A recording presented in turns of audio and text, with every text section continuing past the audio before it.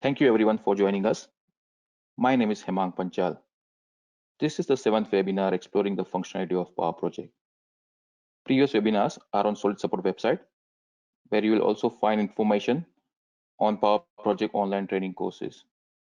Remember that Solid Support can help you with your Powerproject setup, templates, and code libraries. We are once again lucky to have Chris Ray with us from Elicosoft to conduct today's session. So over to you, Chris. Thank you, Hemang. Thank you, everybody, for joining. Just before we start on this webinar, looking at using your mobile to update your program, just a few basics on the GoToWebinar we've joined. As you all join, you are all muted.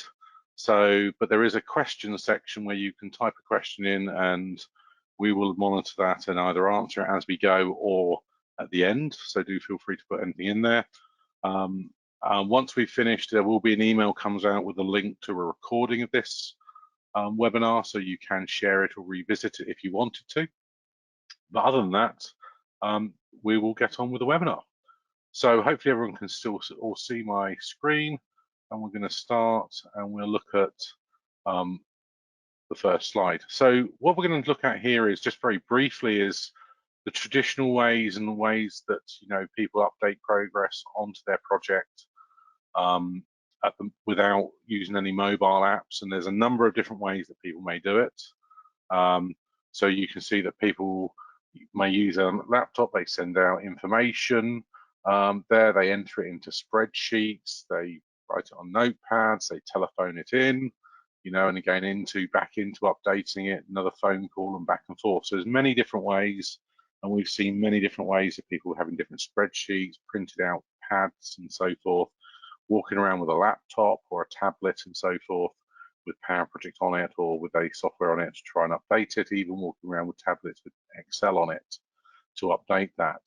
And from that, there came a need and requirement from our users of they wanted to be able to update or send the information to other people to update the information within their projects. And obviously, as we go through this COVID sign, the remote working and the working, and be able to send information to people to update easily has become more and more important. So we have brought out Site Progress Mobile for Powerproject, and when we look at that, we're actually on the second release of the software with some updates which have come by request from users. Always do let us know if you're a user what features and functions you'd like to see in the software. So if we look at how that process works with Site Progress, first of all, from Powerproject, while you're sitting at your desk, sitting in front of your machine, you can publish data from Powerproject to the cloud. Now we have a cloud located in Australia, for your data stays within Australia. I'm in there. You just use the Australian version of Powerproject, and the app will detect your location on your phone, and you publish the data from your Powerproject. You can do that from either from a single project or a group of projects in one go. So it depends if you're controlling multiple programs. You can then download from the cloud to any Apple products, Android, or even Windows devices. And I will actually show you two options here, Apple side or actually the Windows app you can get from the App Store. So you download it from there onto that device, and you need internet connectivity at that point. You can then add progress and notes and pictures to those activities that you're updating, and we'll talk more about those as we go through. But while you're updating, you don't need to have any internet connectivity. It's not a constant connection required. You can quite happily disconnect, walk around, enter the progress, sit in a cave, sit on a train, wherever you want, enter your progress. And only when you need to send that information back, you can then submit it back once you have back within an internet connection. So this makes it very flexible for doing this. And again, if you may be working on one or multiple projects that you're going to visit, you can update it from this side of it. and then you integrate those changes straight back into Powerproject. And then that cycle repeats itself on a weekly basis and however you want it to work, and that cycle just continues on to the end of the project and updating progress. And if you combine that with the use of baselines in Powerproject, you can actually go with, if you baselines, you can then track those changes and see those revisions as things go through. So, and then using the progress, there are actually three ways of updating progress. So the first one is this most common way, is by duration, and that would be that you would have your activity set up in Powerproject in a turnaround format, which is a normal Gantt chart layout, and then on those tasks you say how much duration has been done, and you will enter that duration either in days and hours and so forth. You can decide inside the app what you do. You can't specify time at this point. It's just the duration you spent on it between up to the progressing period you've defined. You can also, if you are using quantities of work, so task work on your activities, you can actually set up that as well. So you can set up a quantity of work, and then you go into your app and you can progress that in a number of units performed for each progress period. And again, if you have a mix, you have some activities with duration and some activities with quantity, you can also do that. So that's quite happily allows you to do those. And then we've got tick sheet. So a number of projects, for example, residential, maybe procurement projects and so forth, you might actually be using multiple tasks on a line, and I'll demonstrate that in a moment of how that works.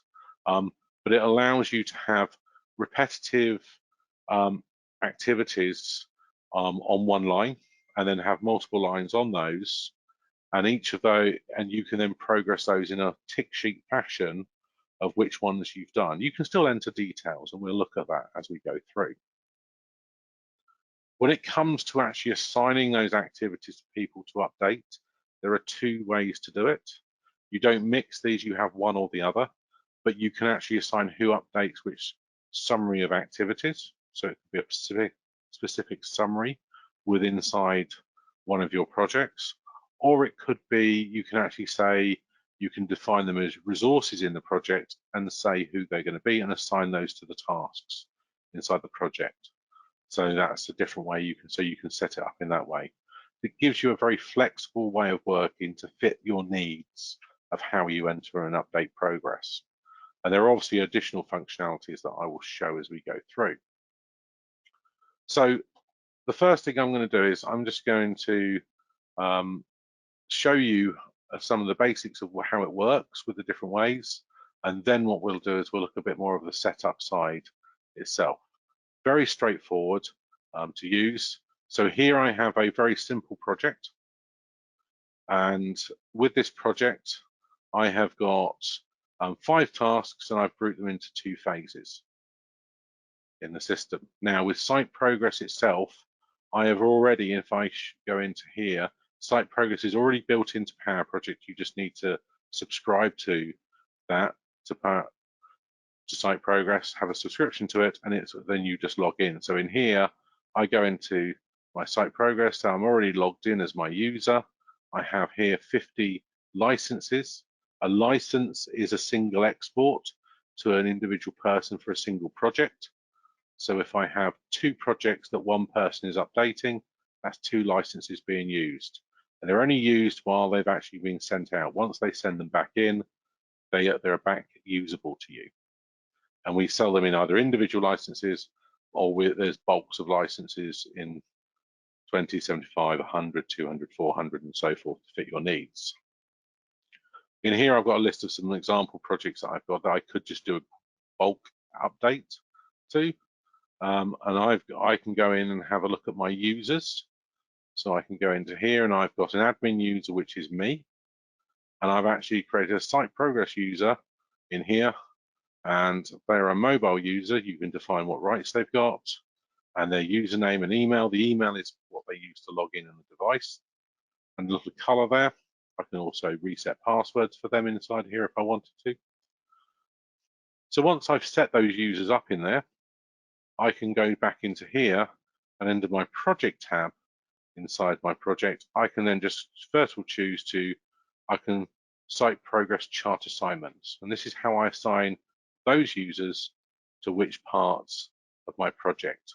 And when I click on that, it appeared in a different screen, I have my list of my site progress users, and I can then just decide who's going to be working on what. So I literally can drag across to either a summary level, or I could assign to the whole project and all the areas. And that means it would export. And as this is one project, that would be classed as one license export to that user there. I could assign a different user to a different phase if I wanted to. So once I've set that up in here, all I then need to do is I need to go to export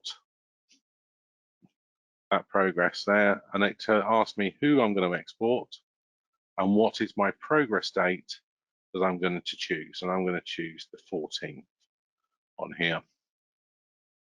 So once I've set that up, I just click OK.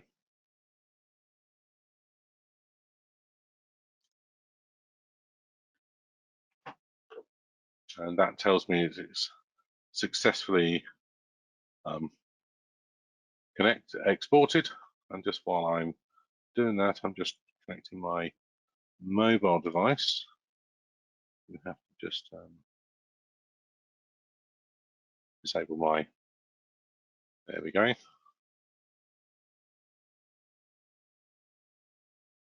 So here is my mobile with site progress on it. I'm logged in as that user, and I'm just going to pull down to refresh my list in here. And here's my task example, which you can see over here is my project.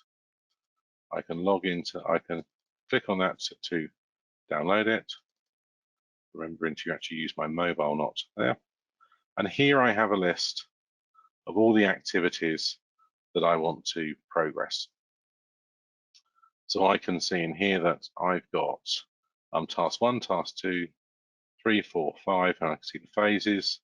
I can choose to open and close if they were bigger on there, so I can roll up as I've got there. There are some options here where you see the pluses in there. This actually allows me to create new tasks if I want people to do that. I've just left it without full access, but people can do that. The red cross means that it's now due or overdue because of the date of the task and where we are at the moment. So if I look at task 1, I can now see the options I've got. So in here, I can grab the progress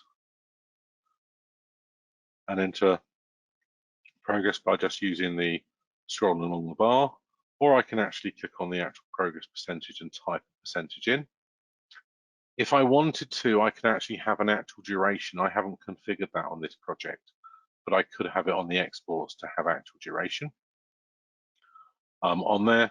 And I've also got remaining duration inside here, which I can click into and type in the remaining duration. And I can even choose to type in whether it's days, hours, half days, minutes left. So I can choose what time unit in there. And there's my actual duration in there that if I wanted to set, I can actually set it there. So I can put a percentage in there quite happily, and then I can go back to the next tasks, and then I can go into the next task, and I can say the same. I can put a percentage on that in there, and then at the bottom of the screen, I've got a little camera and little comments, and if I click on the camera, I can take a photo. I'll take a photo of my desk in there, got a little mark on it, and I can say either retake or use that photo in there. If I use that photo, I can click on it, and I can even edit it and say, well, there's a, let's put a thing, there's a problem there. we need to do that. I can put marks on it. I can do other comments. I can make the line a lot thicker, in there, and put issues or whatever I want in there. And once I've done that, I can save that, and I can take other ones. I can add notes. Need new desk in there quite happily, and then I go back. I can enter more of those in there, and then what I can do is I can just do in comments. I can see my previous comments if I have them, so I can quite happily add these new comments in there. I can have predefined the comments in there and called it, weather, and I can enter details in here, or however I want to do in there. And I can keep on adding notes in there to go along. And once I'm happy with all of this and I've put in the progress I want to so far, I can then choose to submit. That's when I need to be connected again, and that's going to take it off of this device and put it back into the cloud, ready to be imported. Come out to that. Oops, that down. And now back inside back at the office or back at the computer, I can import progress on this project. It will go off and find out what programs are ready to be imported into here. I choose that. I confirm my progress date in here, and then I choose to OK. Now, you can set it so it does an approval line by line when it brings the progress in. It shows it's built in there. And notice here, I've now got progress on each of these, and I've got my comments that I put inside of there. And if I go into my properties of that task, and if I go to progress, oops, just go into the properties of those tasks, I've got my comments in there, and if I go into that part there and go into my notes, now I've got my there, and I've just clicked on a tab, and it's opened up from there my picture I updated to it as well. And those pictures are stored in the cloud. You don't need them stored anywhere else, so anyone accessing this project anywhere can see those if they need to. And again, you have your running history here, date by date, with all the comments in there. I can look at that. There's my weather comments in there. So it's all automatically recorded in, brought into the system. It's a very quick and easy way to assign that and set that up. Now, so someone's asked, can the user submit more than once? Now, once they've submitted, they can't from their end. But what you can do is if they say to you that they've submitted something and they actually didn't mean to, over here, you can actually change the option. So in here, when I said ready to import, in here, I don't think I'll have any in there, but I would have an option in here to right click and I can change it back to exported, and they could then re-import it onto their device. So there's no cut-off times there. It's just a case of once you've done that, you would just need to reselect it for them to be able to bring it back in there. So the report dates, as you see in here, notice here, someone's asked if do I have to set up the report dates. In here, I have my progress periods. When I started, I only had project report dates. Site Progress has automatically created this for me. Now, that is actually an option in the system. If I go into its settings in there, I can actually create a new progress period for each import. So the fact is that Powerproject allows you to have each multiple progress line. The Site Progress can actually create that progress line for you on each import. So you don't have to have them all pre-set up, or you can have it use the default and update it as it's done there. And if it's creating a new progress for each date and it's already there, it use that one. So it handles that back end of the system very easily and makes your life a lot easier. And the only thing you'd want to do is what I didn't do here will be baseline before you import it. If you do that, it would then, you could then do comparisons for it and so forth. So all I've done there is I've done a very, very simple, link task to task link project in there. Now I did talk about there's two other ways of doing this, and so what I'm going to do is if I just move Powerproject off of there, and I'm just going to first of all look at this one here. So this project here is just a simple project with one activity on it, but I've actually assigned task work to it. I haven't got any summary levels or anything like that. But if I go into the site progress assignments in here, you can see I've actually assigned the site progress user to the whole of this. So they're assigned to everything in that program, which is just one task at the moment. Now, what I've also done is, again, inside here, if I go into my user-defined fields, so you may be aware that in Powerproject, you can create your own user-defined fields. So I've created my own user-defined field called info against a task in there. And I've displayed that column there. It's just a free entry text field. Now, what I can do is in my project settings and site progress, I can actually choose to add the info as a task string to site progress, and I can even make it editable in site progress. This is really powerful because now I can create my own user-defined fields and have them appear in the app. So there may be certain requirements and certain fields you want filled in. You can do that by here. So free entry, string, integer, and so forth. So it's not going to be used to calculate anything. It can bring them in if you say it's editable. Or again, you might say it's not editable, but it's further information you want to send to people. Maybe there's a reference number or something like that you want to send to them. You just put it in a user field. So what I'm going to do here is I'm actually going to go and export these settings. So I'm going to export this to the site progress user. I'm just going to choose the 14th and export that. And while that's happening, I'm just going to open up Site Progress Mobile, and this is the Windows app. So I've just downloaded Windows Store, very similar to the ones inside the Apple or Android. And once I've done that, that should now say it's successful. And then in here, I'm just going to pull down. And it's going to grab a list, and there's my task work project. That's labeled as task work. I'm going to download that. And again, very similar to as I had before, but in here, I'm now going to click on this,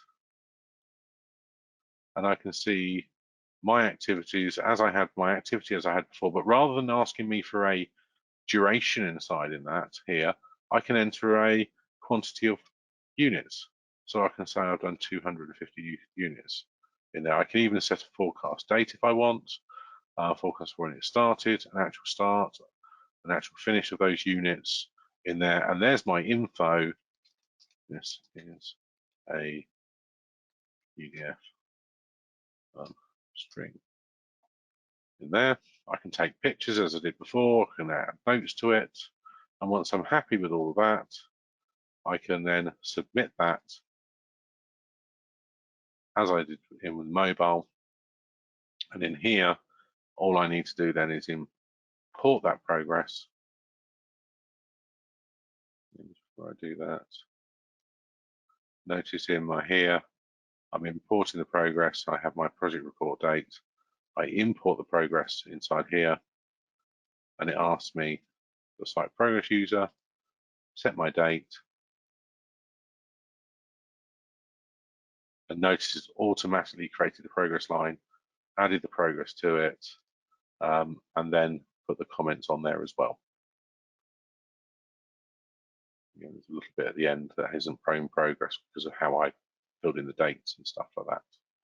So I can do it by progress as well in there. And then finally, to really show you how this works is we've got in here, we've got, say, for a house builder, we have plot numbers, 1, 2, 3, 4, 5, 6. They don't have to be in order. And in there, we've actually got 3 stages to build each of those houses. Now, normally, it can be anywhere between 12 and 20 different stages to build a house. It could be design stages, it could be procurement stages, and so forth as well. But what we've done is we've identified these as 3 different stages that we need to be completed. I've also told it that we're going to export in the next 30 or 60 days worth of work from today's date in there. And so what I've done here is, again, I've just assigned my same user to both phases. And I'm just going to export again. And I click on there and do exactly as I did before. It's going to export out. And this is called build stage example. Successfully exported. Come into my app, whether it's be on the mobile or here. There it is. And again, you might have multiple ones appear in here. And I'm going to download that. And there we go. So slightly different now. Because it knows that it's a tick sheet because there's multiple stages, it's picked up that we've got phase 1 and phase 2, and then we've got plot tasks. Now in the mobile apps, because of a smaller screen, it will just list this state plot 1, 2, 3 in there. But in here in the app, in the Windows 10 app, it actually allows me to click in here, and it now gives me a true tick sheet that I can fill in. So I can say that we've done that stage there and it completes it. Or if I wanted to, I can say we've actually done up to stage 2 and it completes them both. But if I wanted to, I can go into each of those and actually go into more details. So I can still enter the actual duration. I can still enter the percentage if I wanted to. I can take photos for this as well, and I can make comments. So all the same details I've done before, but in general terms, what you could do is if you're on site, you could go through and say, oh, we've done up to that. On that one, we've done up to that, and that's everything we've done. It will just be a list format inside your mobile apps, but in the Windows app, because you've got more space, we can do it landscape and do it in a true tick sheet fashion. And I imagine, that's just the plot numbers there. They would be listed all the way down there. You can scroll and update it. And once I've done that, I can then just submit that, as I did before. Inside here, all I do is I just go to my import progress.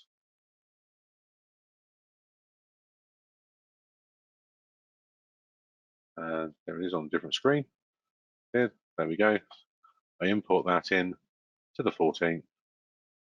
OK on that. And there we enter the progress instantly comes in. So you can it just brings in the progress as we go on there. And that's the 3 different methods, whether you do it by the normal duration, normal tasks, whether you do it by task work, and also you can have a mix of these. And if you do it by different build stages, but you could do an export with build stages that's already set up, that also has parts of the project that's normal tasks, and some of those tasks could have quantity on them. So one export could contain all of that information for it. Now, what I've done here is I've just assigned these, and I've assigned users to the different summaries. Some people might say that one user wants to update that task, and those tasks there individually. To do that, if you had your resources, and if I went to my individual resources and went into the properties of one of my resources, and inside here, you can set at a resource level which site progress user that resource represents. You can't assign that to multiple people. It's only one person, and only one person can update this. But it means if I do that, assign that resource to the tasks, I have the ability in site progress to, if I go to configure site progress and go to settings in here, I can actually, when I do my export, I can export using resource allocations rather than the codes. How many days I can export in there. I can say to allow remaining duration in there, allow actual duration, allow that, allow new tasks to be created. All of these can be turned on and off in there, so I can control it. And this is global settings you're doing. You can progress it via remaining duration if you wanted to do that. And the tick sheet is, this is the name of the code library. I can use the short names, and I can do the autocomplete, and I can add predefined notes in here. And that might be even things like weather, bad, in there, and that would appear in the next time I exported it as an option to choose as a reason for it. So I can do that quite easily. Now, to take you just one more step in there, if I just going to close this down to show you how easy this was. If I go into new project, I'm going to call it new project, new project. I'm going to create that. I'm already should be logged in, I think, in here. So I'm still logged in here as my site progress admin user. So I go into here, and I'm just going to go into here, and I'm going to say, okay, I want to create a site progress. So I'm going to configure this in here. So I'm going to enable my project for site progress.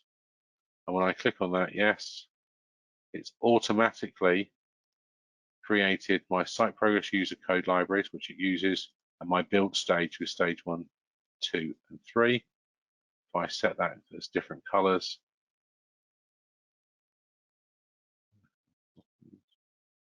let's over on a different screen. In there, set that one to there. And set that one to pink.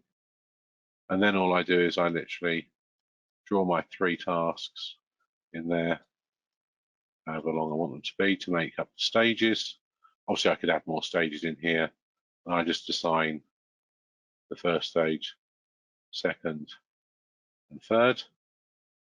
I can add it in my user field of plot number in there, and that's plot number 1. I can say that actually I want to have a number of those in there, so I can have plot number 2, 3, 4, 5, 6, and 7. I can then move these around as I want to in there to the sequence and order. Oops. 1, 2 in there. So that's those in there. I can put a title and not necessary in this stage here. And then all I can say is actually that's part of phase 1.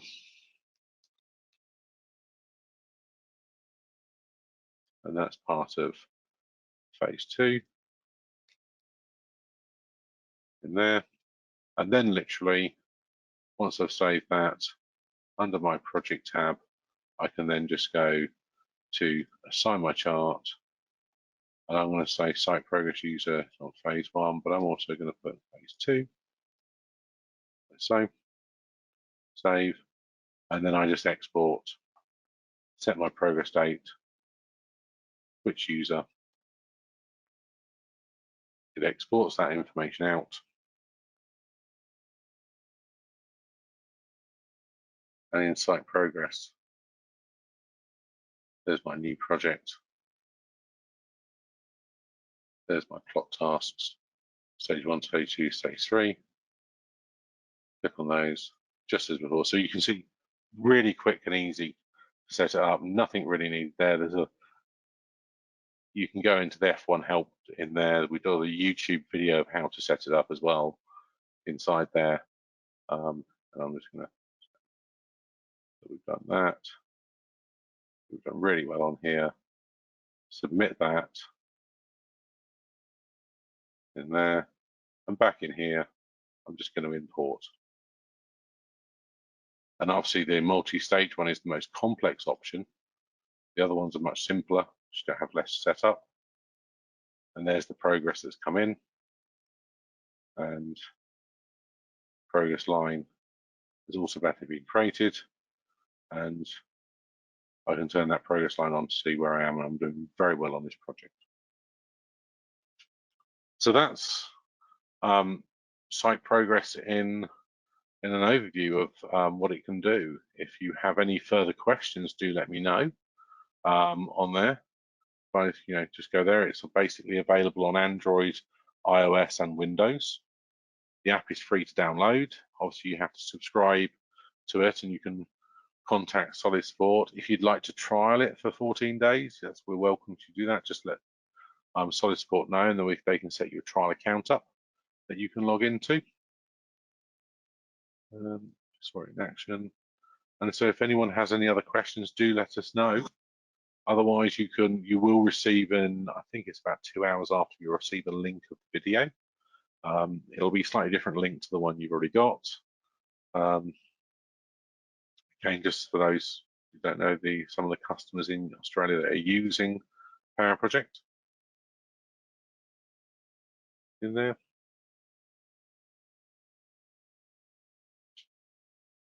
So someone's asking how the cloud setup is worked. So the hosting is hosted by us. So we use Microsoft Azure secure environment. We have it's our own secure there. Your data is not mixed with anyone else's, and the actual storage area for Australia is actually in, I believe it's Sydney. So it's all set up, and the authentication system we use is Microsoft's authentication in there.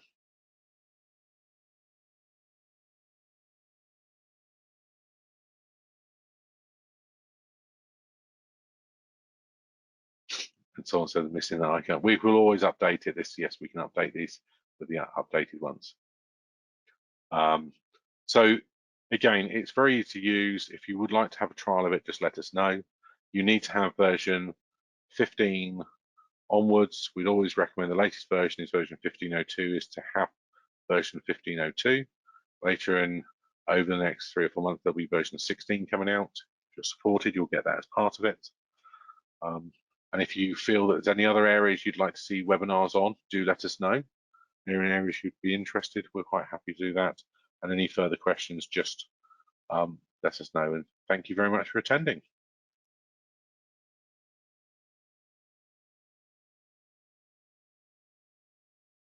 Thank you, Chris. Thank you.